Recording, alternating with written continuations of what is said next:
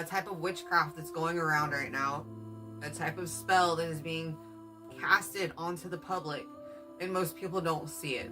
We talk a lot about witchcraft on this channel because this world is run on deception, lies, and magic. This world is Satan's playground, and you got to understand, if the world is pushing something, the world is pushing it with an agenda. Okay, if the world is pushing something very hard, there's an agenda behind it. And if it's the world pushing it, it's typically a demonic agenda. We have got to have spiritual eyes to see, spiritual ears to hear. We have got to be armored up in the full armor of God every day, because Satan masquerades as an angel of light. Okay, a lot of the ways that Satan attacks us through witchcraft, they look like harmless things.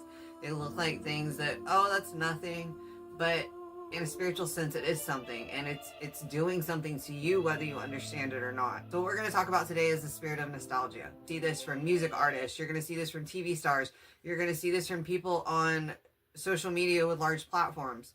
Have you guys noticed that there is a big pushing recently for nostalgia, the feeling of nostalgia, but it's a spirit, okay? And what is the spirit of nostalgia? It is a backward spirit. It is something that takes you backwards, right? It is something that makes you long for the good old days. You want to go back to when things were much simpler. You want to go back to a better time. You want to go back to your younger days. You want to go back to when things were much more peaceful, and it seems like a good thing, right? But it's not, because nostalgia is the spirit of backwardsness. It is designed to take you backwards. If you're constantly looking backwards, you're never going to see what's in front of you, right? Because you're too busy looking at what was to see what is, to see what God's doing, to see what God's trying to do. And if you're focused on what was and focused on the past, your mind's not focused on the future. What happened to Lot's wife?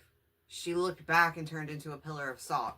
There are tons of scriptures about looking back. Isaiah 43, verses 18 through 19. Forget the former things. Do not dwell on the past. See, I am doing a new thing. It springs up. Do you not perceive it? I am making a way in the wilderness and streams in wasteland. Philippians 3, verses 13 through 14. Forget what is behind and straining forward to what is ahead. Jeremiah 29:11. For I know the plans I have for you, declares the Lord. Plans to prosper you and not to harm you. Plans to give you a hope and a future. God is trying to get you to look towards the future, okay?